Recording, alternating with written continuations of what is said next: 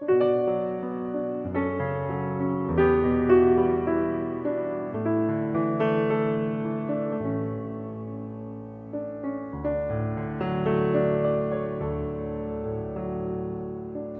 Frank refused to give in to a lifestyle the world was trying to put on him. Big Frank lived the life that he wanted to live, not the way the world told him he should live. The world told Big Frank, "You're a city boy. You can't make it farming in Kimball, Minnesota." Big Frank said differently. When he went to start having children, mathematically, there is no way you could have 9 boys in a row. But Big Frank did it.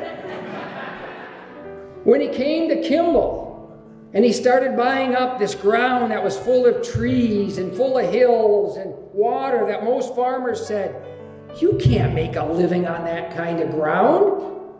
That's what the world kept telling him, and Big Frank said, "I can and I will."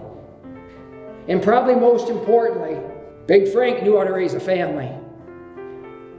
The world says, when you raise 9 sons and they get married, there is no way those 9 sons will be married forever to those first wives.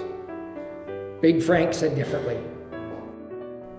He said, you raise a family right, treat them with the right values, marriages can last and should last forever. He had a family legacy that he wants to go on to prosper from generation to generation. And the way he did it, he was honest. He worked hard. He didn't give up. Any stranger could see it. It was a special gift he had that it was unbelievable. To meet Big Frank was to remember Big Frank. I had so many comments from so many cattle people across the whole country. It was just amazing. And I mean, he truly loved it so much, rolling around in this truck, looking at those guys working. From the brothers, the grand, the great, all. I mean, I just couldn't believe how much he loved that. He stayed a part of that farm right to the end.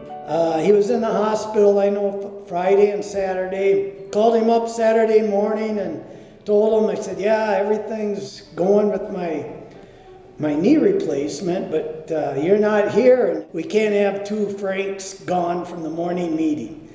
And he goes, don't worry about it. Don't worry about it. He said, I'll be home Sunday. And sure enough, he did his best to be home Sunday. And Big Frank had to be exact. But the morning he died, I was in his office, and we went through several transactions of cattle. And he wasn't feeling the best. And I told him we did this and that. He was trying to write them down, and I said, you got it? Can you balance all that out for me? And he goes, I think so. And then I left. And then Stacy is the one that came to find me, and we found him on the floor. And I brought Mom in the house, and I went to his desk. And there on the desk was every one of those numbers balanced to the T, to the penny. You know, all the way till 90 years old, he was sharp as a tack. He said very simply, the only thing that can tear this nation apart, bring it down, or bring a family down, is from fighting from within. If you stick together, both as a country and a family, the opportunities are boundless. And my heart is sinking like the setting sun, setting on the things I wish I'd done. It's time to say goodbye to yesterday. This is where the count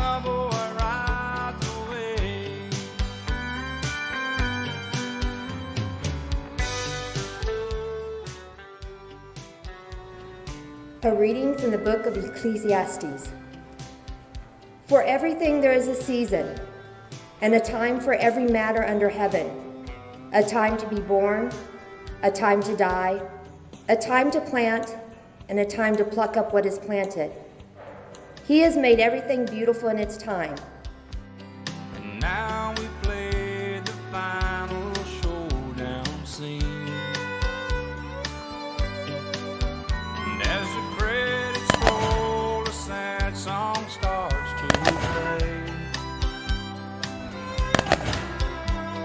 And this is where the cowboy rides away.